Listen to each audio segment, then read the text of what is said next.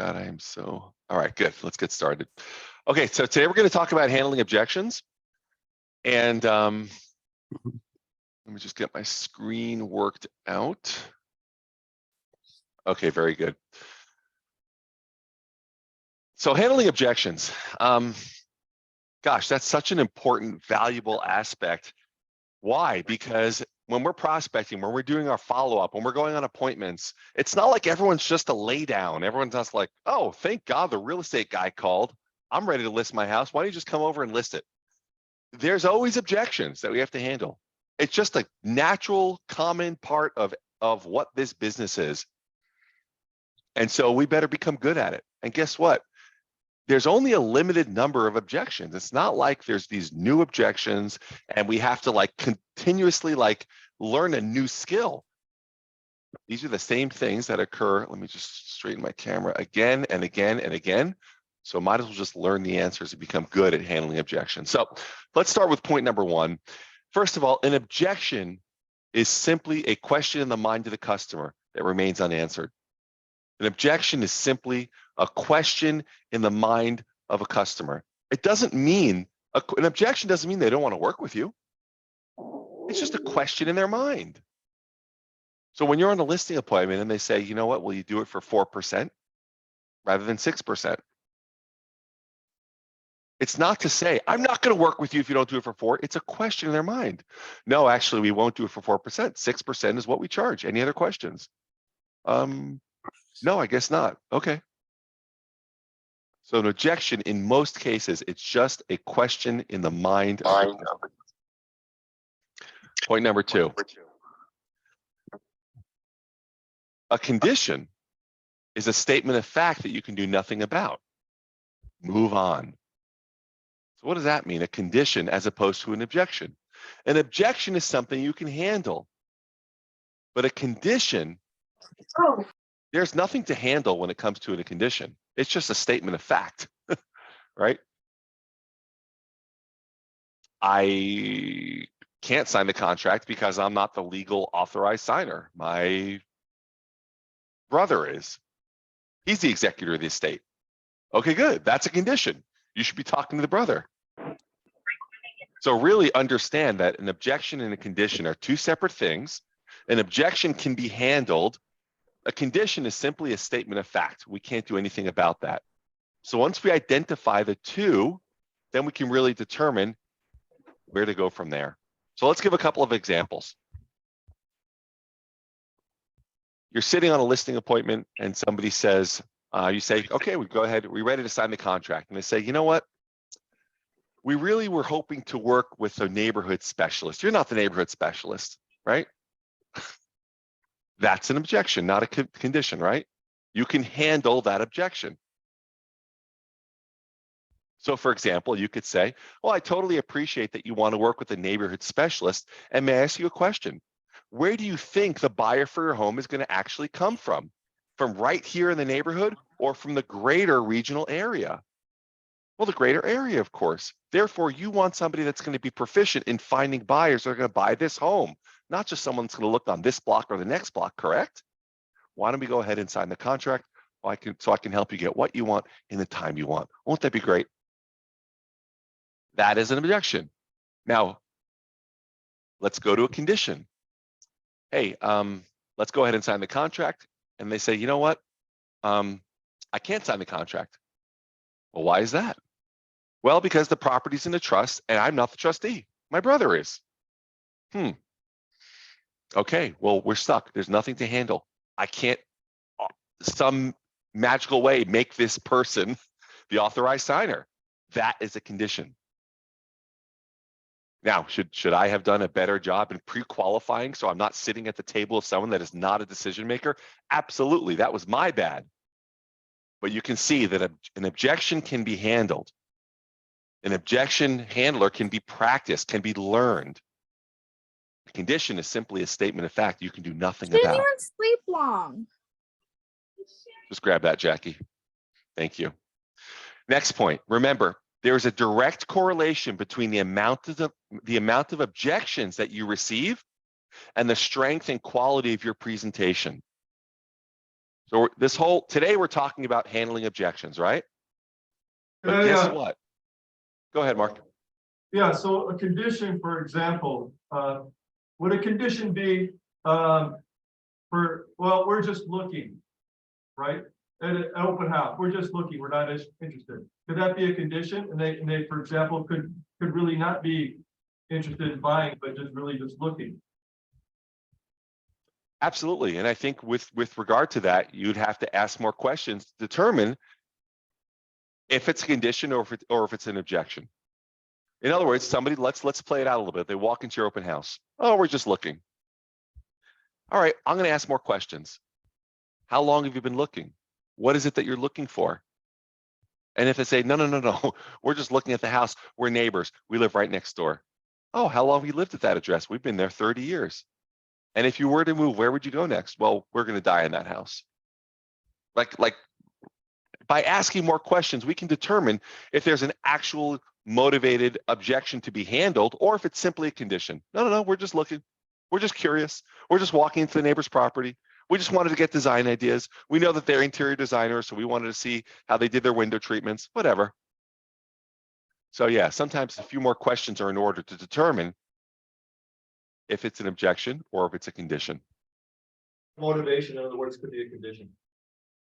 Could be. Thanks. So remember, there's a direct correlation between the amount of objections that you receive and the strength and quality of your presentation. Well, that's kind of cool. You mean to tell me that if my presentation is way better, if my presentation is improved, if I practice and rehearse and role play and get better at my presentation, I'll get less objections? That's right. You want to get less objections? Be a great presenter. Whether it's at a listing appointment or a buyer presentation, you make a great presentation, you'll get less objections. Why is that? Because they're going to see your confidence. They're going to see your professionalism. There's going to be less questions in the mind of the buyer or seller when you display a really high level presentation. So you want to get great at objection handling? Just have a great presentation. You won't have to handle that many objections.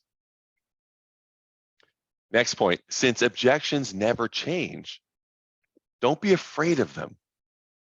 Objections are nothing to be afraid of. And since they never change, all we have to do is learn the answers. There's no reason to be afraid of objections.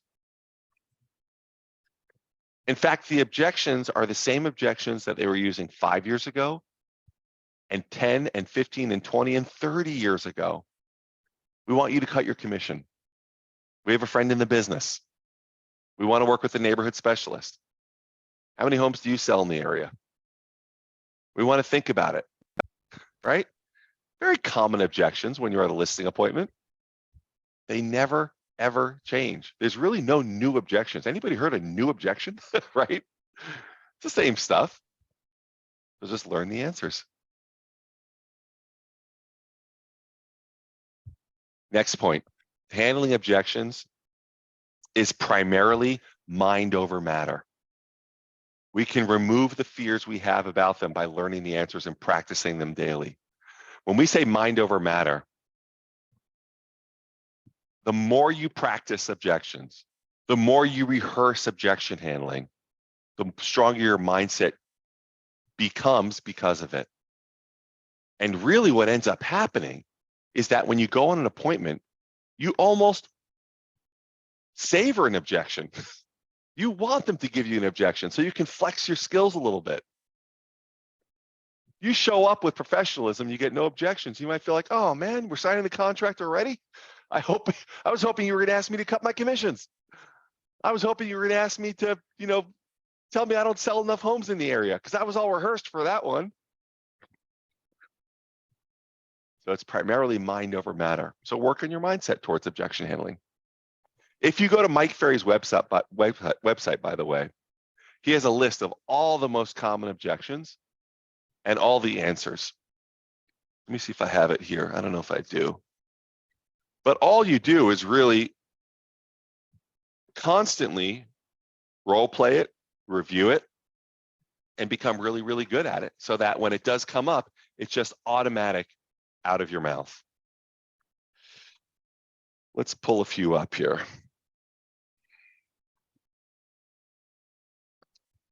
Objections. Handling objection scripts, page 103 on Mike Ferry's book here. So here's an example of some objections and how to handle them. And just imagine learning these scripts so that when they do come up in let's say, a listing presentation, you can just spit it out and it just comes out automatically. Imagine the power behind that. Somebody says, we only want to give you a 30-day listing, right? We only want to give you a 30-day listing. That's an objection. How do you handle that? Here's the script. I'm sorry, I won't do that. 6 months is our company policy. Therefore, all we need to do now is simply sign the contract so I can help you get what you want in the time you want. Won't that be great? Sign the contract. Now, is that like rocket science? No. But somebody says, we want to give you a 30-day listing, and you say, listen, I'm sorry, I won't do that, but 6 months is our company policy. Therefore, all we need to do now, just by saying that and doing that, it handles it, believe it or not. How about this one? We were thinking about using X company, some other company other than yours, or we've never heard of your company before. What do you say there? Well, I can understand your concern, and I think you realize a company doesn't sell a home. It's the individual agent's activities. Do you feel I can sell your home?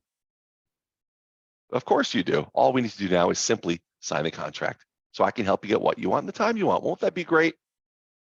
Again, not rocket science. We were thinking about using another company, but you are armed with the words to automatically come out and give them a response. How about this? We'll save the commission by selling it ourselves. We're going to go for sale by owner. I agree. You can save the commission by selling it yourself. By the way, when somebody says, we're going to go for sale by owner, we're going to save the commission and sell it on our own, do you guys have a prepared objection for that? So you just go to Mike Ferry's website and pull these up and just rehearse them, role play them, practice them, say them again and again and again and again. So we're going to save the commission by selling it ourselves. I agree, you can save the commission by selling it yourself. And are you aware that today there are over 55 homes for sale here in the South Bay? Last month, only 4 actually sold. That's a 6-month supply of homes if no other homes come on the market. And last month, another 12 came on the market. So I'm displaying some intelligence and awareness and acknowledgement of what they're saying, but you're also just breaking it down. So you want to sell it yourself? Okay, are you aware of the stats of the market? And then I go on. And what's worse is the fact that only 2% of all for sale by owners sell themselves, and 98% are listed and sold by real estate agents. Do you want to have only a 2% chance of selling your home? Of course you don't. Therefore, all we need to do now is simply sign the contract so I can help you get what you want in the time you want. Won't that be great? Sign the contract. Now, again, none of this, like you keep saying, is rocket science. It's just practice and rehearsal and role play. Next point. To learn the answers, take 1 objection per week and write out 2 or 3 ways of handling it. Practice and role play it until it's committed to memory. Okay, so again, go to MikeFerry.com, look at where he has the scripts on the website, just print out a few pages of objections, the most common objections and how to handle them, and then once per week, focus on one of those objection handlers. Write it down, rewrite it, write down 2 or 3 ways to handle that same objection, and then practice it and role play it again and again and again, so it becomes second nature. So when you're sitting on an appointment and somebody says to you, we only want to give you a 30-day listing, then you can just say to them, I'm sorry, I won't do that. 6 months is our company policy. Therefore, all we need to do now is simply sign the contract. And they'll say, okay.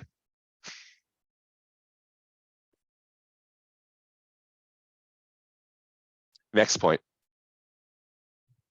Although you will use emotion during your presentation, use logic when handling objections, as it makes it easier for the prospect to understand. Objection handling is a very logical, step-by-step process. All the objection and all the handling objections, it's got to be based on logic. It's not a time to get all emotional about it. A 30-day listing, how could you do that? That's not enough time for me to sell a property. I got to have more time. No, that's emotion. No, 6 months is our company policy. Therefore, all we need to do now is simply sign the contract. So you can use emotion during the presentation, but logic is where objection handling is done best. How about this one? Let's list high. We can always come down later. No, Timber, get up. Oh, Jackie, thanks. Let's list high. We can always come down later. You guys ever go on a listing appointment where they're like, you know what? I understand you say it's worth $1.2 million. Let's start at $1.5 million. Oh my goodness. Let's list high. We can always come down later. What do you say to that? We use logic, right? Let's look at this point. We use logic, not emotion. Listen, I understand you want to list high to leave room for negotiating, right? But have you considered the problem that creates for you? Most people won't even bother looking at properties that are priced too high. Now, I have a question for you, Phil. Would you rather have a bidding war in your home or not have an opportunity to negotiate any offers at all? Bidding war, right? Well, all we need to do now is simply sign the contract so I can help you get what you want in the time you want. Won't that be great? Sign the contract. Now, remember, when we're handling objections, guys, the prospect is not a professional. They're not professional objection givers. They're just regular people going through their life, trying to make it all work. We're the professionals. So they have an objection. We handle it professionally, and we get a desired result because we can keep, again, that's why we practice 2 or 3 different ways to handle objection, so that we can keep closing and keep closing until they say, okay, let's go ahead and sign the contract. We're the pros, not them. Again, remember not to argue, because it puts the prospect on the defense and makes it more difficult to get a contract signed. Is arguing the answer to have a new client? No way. No arguing allowed. We can agree and then handle the objection. So somebody says, we want to think it over. You ever hear that? You're ready, you're there, you're on the listing appointment, you say, let's go ahead and sign the contract, and say, we want to think it over. Are you going to argue with that person? You're going to say to them, are you stupid? No, we got to sign it. No, you know, don't say, are you stupid? But how do you now not argue and not put them on the defensive? So we want to think it over. What do you say to that? You know what? That's great. And since 3 minds are better than 2, let's think out loud together. Tell me, what are you thinking about? And they open up and tell you what they're really thinking about so you can handle that objection. We want to sleep on it. That's what they say. We want to sleep on it. You're right. I'm agreeing. I'm not arguing. You're right. It's a big decision, isn't it? Yet the decision must be made based upon what you want, correct? They're like, yeah. So let's do this. Let's go ahead and sign the contract tonight, contingent upon your approval within 24 hours. That way we both win. Can I tell you how? You have 24 hours with no pressure, so you can feel comfortable and sleep on it tonight. Then I'll call you in the morning and you simply tell me yes or no.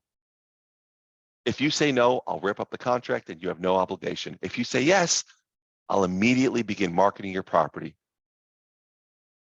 Either way, all we need to do now is simply sign the contract so I can help you get what you want in the time you want. Won't that be great? Sign the contract. Simple, straightforward, non-argumentative, right? Next point. Learn to recognize that at times, the prospect is simply bringing up an objection to create conversation.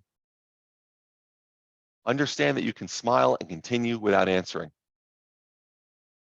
Not every objection needs to be answered, believe it or not. Sometimes You're talking on the phone with someone and they say, what's your commission? I'm only listing with you if you do it at 4%. And you say, well, we already know we don't discuss commission over the phone. Say, you know what?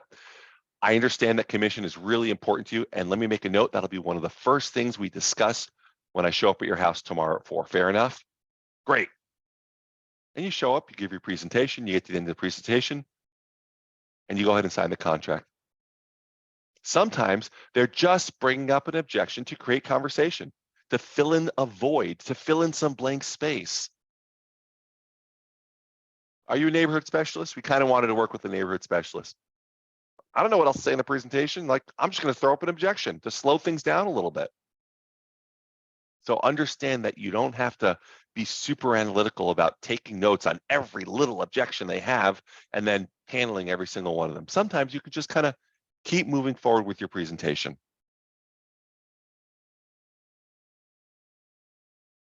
Check out this next point. I love this one. Remember, in most cases, they won't ask you a question or give you an objection if they weren't considering working with you. If they're going to give you an objection, that's a good thing. They're trying to figure out a way to work with you in many cases. Imagine sitting down with a client, or you're the client, let's say. You're the client, you're sitting down with an agent, and you have zero intention with working with this person. They show up, they're late, they have a crappy presentation, they're all disheveled, they're not dressed professionally, they clearly don't know what they're talking about. All I want to do with that person is get them done with the presentation, finish it, and get them out of my house. I'm not going to start asking them questions. So, will you cut your commission? Will you do it for a shorter listing? Will you, do you sell a lot of homes in the area? I've never heard of your company. I was hoping to list with so-and-so company. No, I'm not having any of those conversations if I truly don't want to list with that agent. I just want them out of my house. So in most cases, they won't ask you questions. They won't give you objections unless they're seriously considering working with you. So objections are a great, great thing. It shows a great sign. Just learn to handle them. Super, super important. Next point on handling objections. Thinking it over is not an objection. I know we get that a lot, right? With buyers and with sellers. You give a great presentation, we're going to think it over. Thinking it over is not an objection. It's a smokescreen for what the seller is really concerned about or the buyer is really concerned about. Question them. Find out if it's commission, if it's price. You've got to find out what it is. So somebody says, we want to think it over. We'll call you in the next couple of days. We want to think it over. That's great. And at this point in the presentation, usually people sign the contract. So by you wanting to think it over, it tells me that there's still some questions in your mind. So tell me, what are you thinking about? Well, we really weren't sure about the price.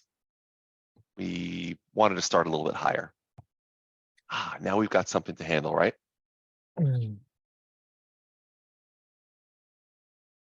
And the last point with regard to objection handling. Remember the rules for handling objections.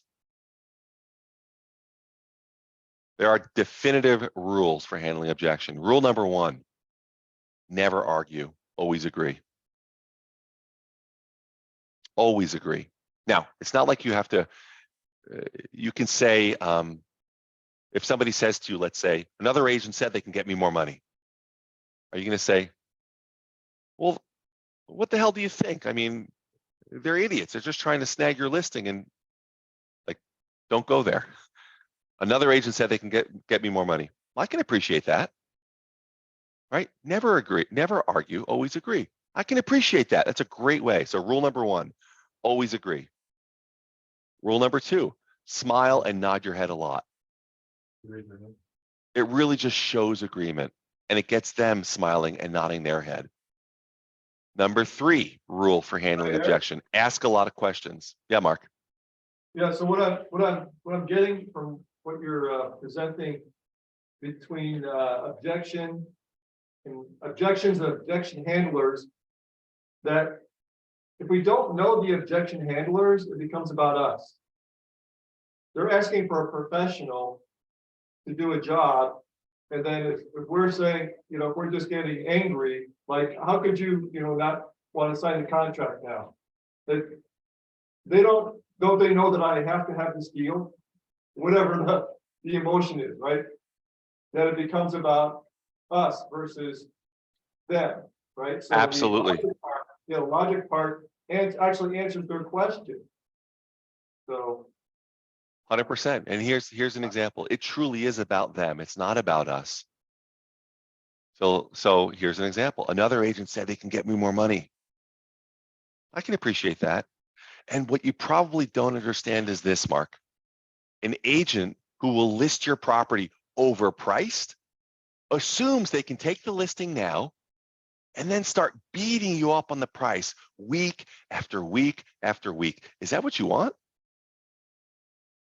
And Mark is going to say, no.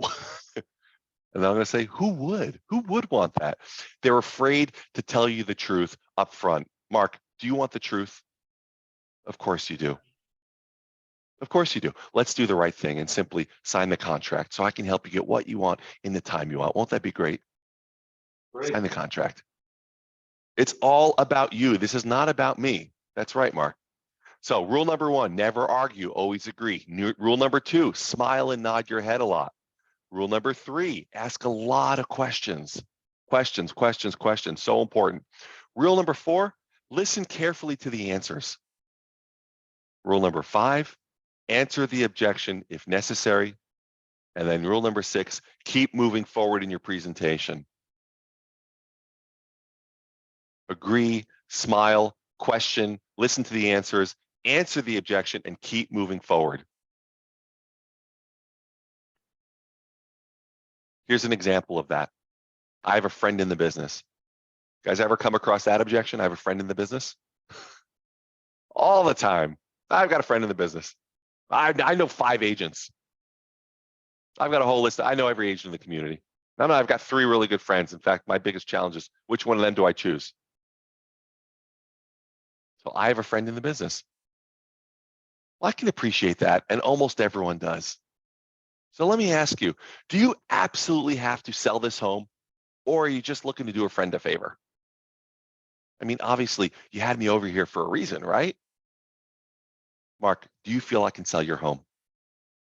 Of course you do. Therefore, all we need to do now is simply sign the contract so I can help you get what you want in the time you want, Mark. Won't that be great? Let's go ahead and sign the contract. There's a certain cadence and routine and rhythm to all of these, and they all follow this same protocol. Never argue, always agree, smile, ask questions, listen to the answer, handle the objection, and then just keep moving on. That's how pros do it. And it gets results really, really beautifully.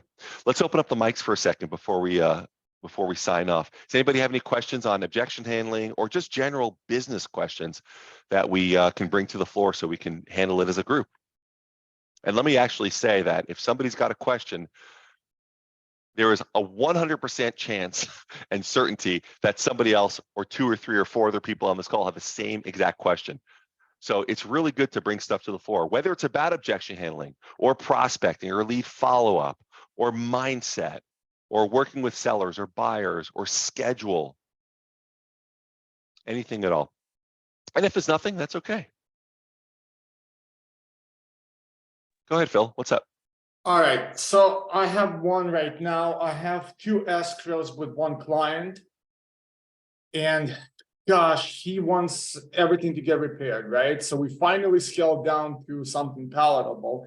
And he cannot get it passed over like a handyman type of items. And he's just killing me. So I told him, no, it's sold as is on the contract. They don't want to give you anything. Now he's asking me and the other agent for money to cover it. And I will give him something because it's 2 decent deals. They're about a 1.5 each with the same guy. So he's killing me. He's just killing me. We're about to sign off our contingency. And now we're like bickering over $300 item. I know. So I have never, I don't know about you, Phil, but for me, I have never seen a deal blow up because I wasn't going to pay for something. So it's not like is he really going to not buy the property over $300? You know, Probably he's not. he's a very prideful guy. I think he will still buy it, but he's getting increasingly frustrated. He keeps on telling me, why can the listing agent chip in? Obviously, it's implying towards me as well, but he won't directly kind of, so Yeah. he's giving me hell. I'm like, I would, yeah, I get it. And if it was me, I'd probably just, if he's a great client, a past client, a repeat client, whatever, if you want to throw a few bucks at it, you can do that. It's totally up to you. I probably would do that because to me, I don't like to argue. And if I'm making, in this case, $75,000 and I want to throw, $500 or $1,000 at it, I'll just tell him, listen, I totally appreciate your frustration. And I want to remind you that the transaction is between the buyer and the seller. And as agents, we just facilitate it. Now, I'm going to try and get you more money from the seller, but if they won't do it, then you're going to have to make a decision if you're just going to buy this property in as is condition or not. As a great past client of mine, I'm willing to chip in up to, $800, whatever the number is that makes me comfortable. so But I really can't do more than that. I'm already giving him $2,200. Plus, I got him discounts from escrow. Plus, my lender is giving him $8,000 because he's doing 2 loans. How much more? My broker is like, enough is enough. I mean, this is like, it needs to stop, right? At some point, where do you stop? Yeah, you know what? And this is the problem. There's a saying, Phil, if you give an inch, they take a mile. Yeah. And that's the reason why these things become such a slippery slope, is that you give a little bit. We just closed on a property 2 days ago, 3 days ago, and we told the seller they can have an extra day to move their stuff out. And that turned into 3 days because they kept asking and asking and asking. You give an inch, they take a mile. So I would say if you're going to give something, define those parameters, do it very clearly, but very decisively, saying, because Phil, you're a great past client of mine, because I want to do future business with you, I never do this. I never do this. But in this case, I'm willing to do the $2,200. And don't share that with anyone. This is a special gift for you because of who you are. But that is what I will do, and that's all I will do. And I hope you can appreciate that. Got it. Okay. I would just end it there. I try and speak with very decisive terms. In many cases, we don't give anything. Or if it's one thing, there's like defined a start and a stop. Like, this is what I'll do and this is all I'll do. It's all I can do. I'm running a business here. That's the position I'm going to take, but push come to shove, it's another $500. I'm not going to lose a $3 million worth of sales, over $500 if he's going to get all crazy, True. right? Well, yeah, but listen, he's not going to walk away either. So yeah, I don't think so. To me, it always comes down to my own personal integrity. Like, there's certain people that there's sometimes a little crossroads, and sometimes you can soften the edges by throwing a few bucks into the deal and showing that you're doing your part, right? Yeah. But there's some clients, it just feels disrespectful. And for those people, I don't do it. If I feel like they're being kind and respectful and they are, they're showing me a degree of respect, just that I show them. This is 2 humans working together. We respect each other, right? There's that rule of integrity and compliance and acknowledgement between us. I respect you, you respect me. You start treating me like a doormat, I don't care if it's $5, I'm not giving it to you. So it's a little bit nuanced. I'm okay with saying, hey, listen, I understand you're feeling a lot of pain because you're having to kick in an extra, $33,000 in repairs. I know it's not a lot. I'd be willing to throw in $800. And I'm just limited in what I can do because there's a lot of there's a whole lot of other costs that you're not aware of that I'm not going to go into and I don't feel like sharing with you.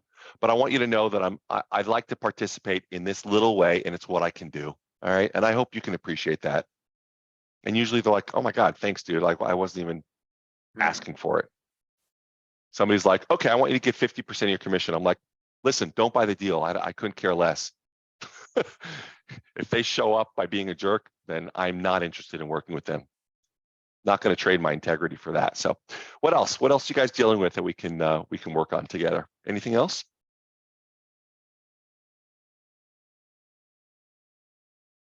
All right, cool, good stuff. Well, keep up the great work. Feel free to reach out to me during the week if there's anything I can support you guys with. And otherwise, what is next week? Next week, we're going to get into, let me just see what's next on the list. Oh, here it is. Next week, we're going to spend our time talking about working with buyers. We'll go deep into working with buyers. Very, very important. Right now, there's more buyers than there are sellers. So we're going to go really deep into some really effective points on how to work with buyers more efficiently, more effectively, and more profitably. So have a great week, guys. I'll see you next week. Take good care. Thank you.